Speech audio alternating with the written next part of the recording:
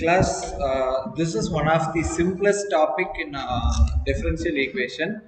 இதில் நம்ம என்ன பண்ண போகிறோம் அப்படின்னா ஒரு செட் ஆஃப் கர்வ்ஸுக்கு பர்பண்டிகுலராக இருக்கக்கூடிய வேற ஒரு செட் ஆஃப் கர்வ்ஸ் கண்டுபிடிக்க போகிறோம். ஸோ பர்பண்டிகுலர் அப்படின்னு நம்ம சொல்லிக்கிட்டு இருக்கிறதுக்கு ஜென்ரலைஸ்டு டேர்ம் தான் வந்து இந்த ஆர்த்தோகனல் அப்படிங்கிறது. சரியா, ஜென்ரலைஸ்டு நேம்னு வச்சுக்கலாம். ஓகே, இப்போ ரெண்டு கர்வ் வந்து ஜெனரலா ஒரு ரெண்டு லைன் வந்து பெர்பெண்டிகுலர் நீங்க எப்ப சொல்லுவீங்க? If they intersect at 90 degree. கரெக்டா? இதே வந்து ஒரு ரெண்டு கர்வ் இருக்கு, தே இன்டர்செக்ட் அட் 90 டிகிரி அப்படின்னு நம்ம பேசணும்னா அது how can we talk about this? அதுக்கு எந்த பாயிண்ட் ஆஃப் இன்டர்செக்ஷனோ அந்த பாயிண்ட் ஆஃப் இன்டர்செக்ஷன்ல you just draw the tangent lines. அந்த tangent லைனுக்கு நடுவுல இருக்கக்கூடிய angle of intersection வந்து if it is 90 degree, then we say these two curves intersect at 90 degree. சரி, இங்க நான் வரைஞ்ச கர்வ் வந்து 90 டிகிரில இன்டர்செக்ட் பண்ணல, பட் ரெண்டு கர்வுக்கு நடுவில் இருக்கக்கூடிய அந்த ஆங்கிள் வந்து எப்படி கண்டுபிடிப்பீங்க அப்படிங்கிறதுக்கான ஐடியா நான் சொல்லியிருக்கேன். சரியா, ரெண்டு கர்வ் இன்டர்செக்ட் ஆகிறதோடைய ஆங்கிள் ஆஃப் இன்டர்செக்ஷன் கண்டுபிடிக்கணும்னா you just have to draw tangent line at the point. எந்த பாயிண்ட்ல நமக்கு தேவைப்படுதோ அந்த இதுல. சரியா, இப்போ ரெண்டு லைன் இருக்கு, இந்த ரெண்டு லைனோடைய ஸ்லோப் வந்து உனக்கு தெரியுது. சரியா, let us say slope, first slope as m1 and the second slope as m2. If they intersect at 90 degree, what is the product of the slopes? Any idea? -1 sir. Exactly, it is -1.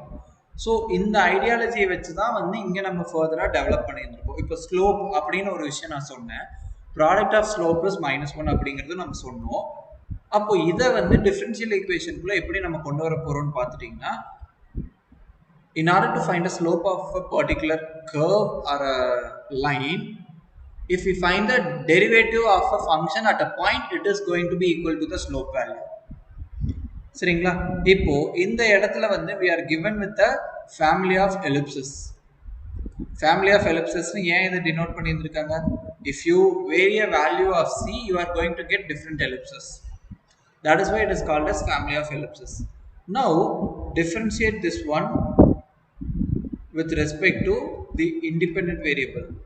So it is going to be half times of d upon dx of x squared plus d upon dx of y squared,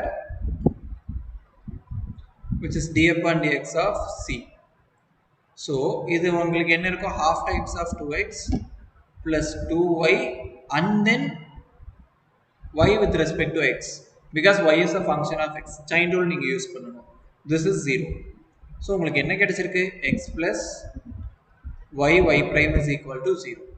So இப்போ differentiate பண்ணி அந்த general solution, அதாவது அந்த family of curves, இந்த ஈக்குவேஷனை solve பண்ணா உங்களுக்கு கிடைக்கக்கூடிய ஜெனரல் சொல்யூஷன் தான் வந்து இந்த ஃபேமிலி ஆஃப் எலிப்சஸ். சரிங்களா, முதல் ஸ்டெப் என்ன ஒரு ஃபேமிலி ஆஃப் ஃபங்க்ஷன்ஸ் கொடுத்தாங்க அப்படின்னாலும் அதை டிஃபரன்ஷியேட் பண்ணி eliminate C and try to find a differential equation out of it.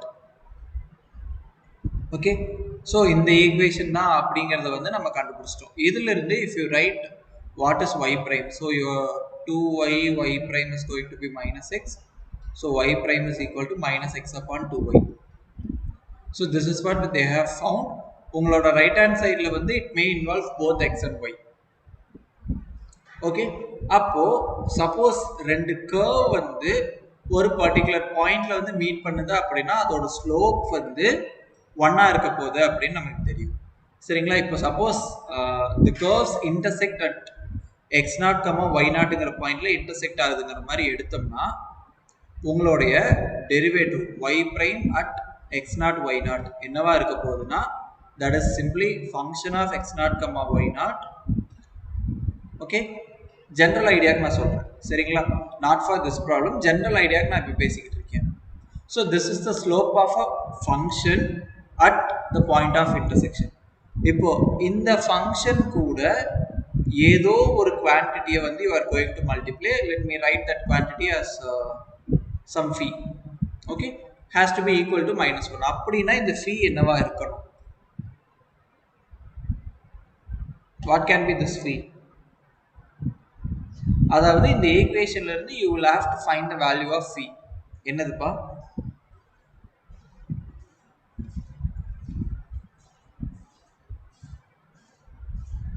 Am I right?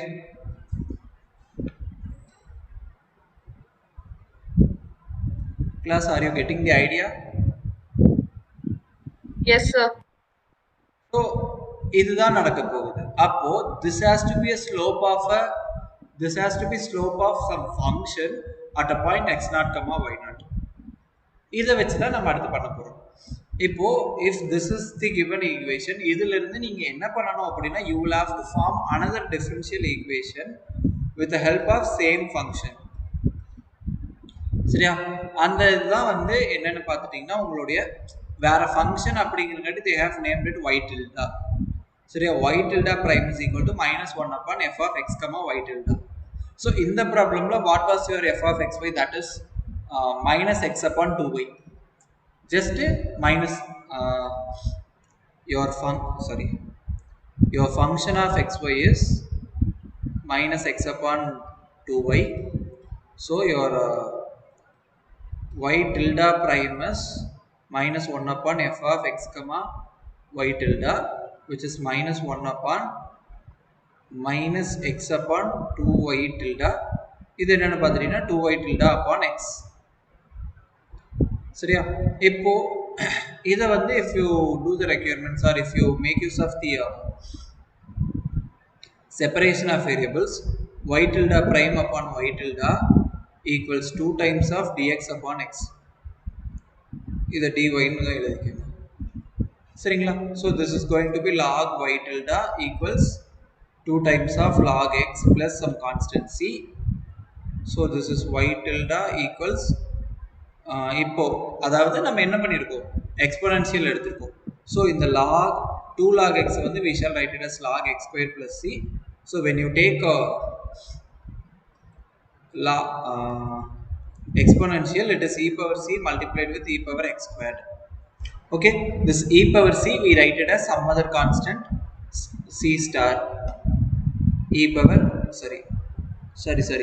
When you take exponential to the log function, you are going to get only x squared. So this is going to be your solution. சரியா? இது என்ன அப்படின்னு பார்த்துட்டீங்கன்னா நீ உன்னோட C ஸ்டாருக்கு value வந்து நீ சேஞ்ச் பண்ணி you are going to get different parabolas. So for the given ellipses, அதுக்கு perpendicular இருக்கக்கூடிய வேற ஒரு விஷயம் என்னன்னு பார்த்துட்டீங்கன்னா that is being a parabolas. So parabolas and ellipses intersect at right angle.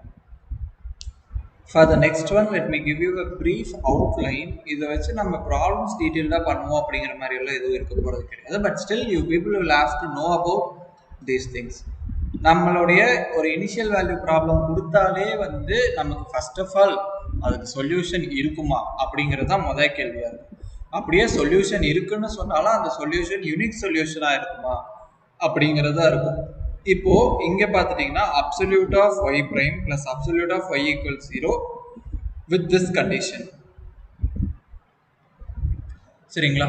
இப்போ இந்த சொல்யூஷன் இந்த ஈக்குவேஷனுக்கு வந்து சொல்யூஷனே கிடையாது அப்படின்னு இருக்காங்க.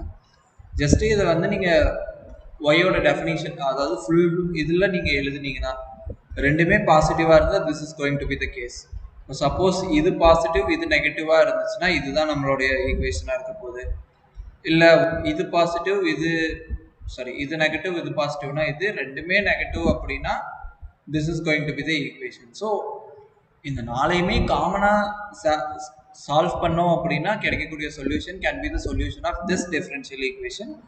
And when we see only y is equal to 0 can be a solution to this equation. ஆனால் இங்கே பார்த்துட்டிங்கன்னா இனிஷியல் கண்டிஷனே என்ன பண்ணிட்டாங்கன்னா y of 0ங்கிற பாயிண்ட் சப்ஸ்டியூட் பண்ணும்போது I am getting 1 அப்படின்னு சொல்லியிருக்காங்க. So this will not satisfy the initial conditions, hence this solution does not have this equation does not have a solution. சரிங்களா? இதே அடுத்தது இந்த ஈக்குவேஷன் அதாவது this is what dy upon dx is equal to 2x. So this very well tells you that dy is equal to 2x dx. இதிலிருந்து நமக்கு கிடைக்கிறது என்னன்னு பார்த்தீங்கன்னா y is equal to x square plus some constant c with the initial condition y of 0 equals 1.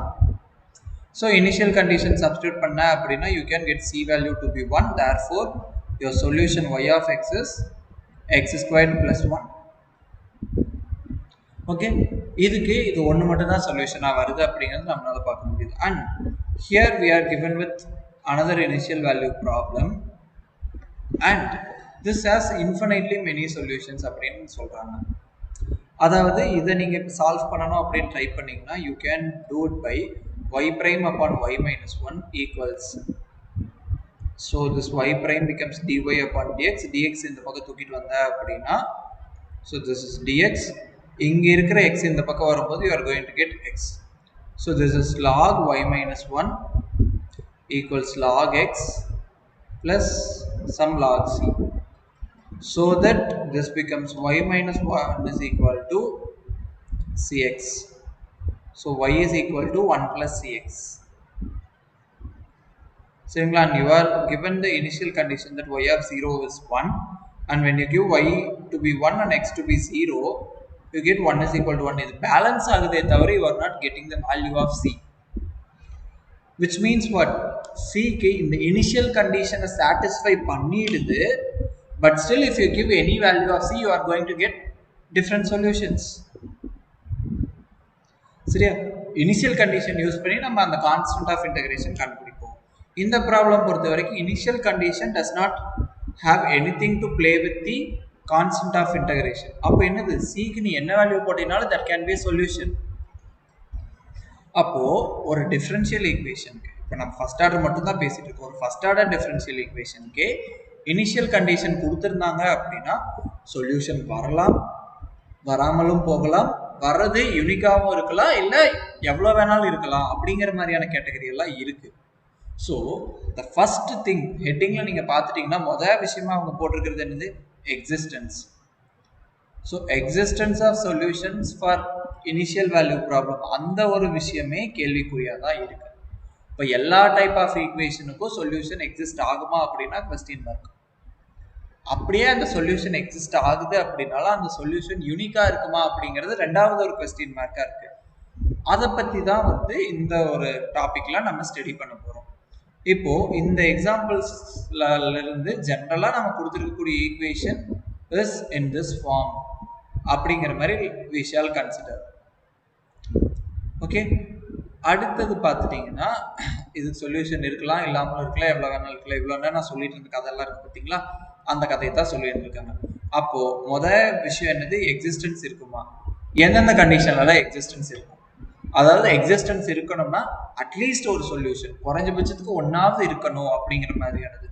அடுத்தது என்னன்னு பார்த்துட்டீங்கன்னா uniqueness. எனக்கு solution கிடைக்குது, அந்த சொல்யூஷன் யூனிக் சொல்யூஷனா, அது ஒன்று மட்டும்தான் சொல்யூஷனா அப்படிங்கிறது. சரிங்களா, இப்போ இந்த ரெண்டு விஷயத்த வந்து நம்ம எதுல பார்க்க போறோம் அப்படின்னா, இந்த கண்டிஷன்ஸ்ல தான் வந்து எனக்கு சொல்யூஷன் கிடைக்குது, இந்த கண்டிஷன்ஸ்ல தான் எனக்கு யூனிக் சொல்யூஷன் இருக்குன்னு நம்ம சொல்லக்கூடிய விஷயம் அதுதான் வந்து we call it as existence theorem and uniqueness theorem respectively. Okay, existence theorem. So in the theorem வந்து we shall see in the next class.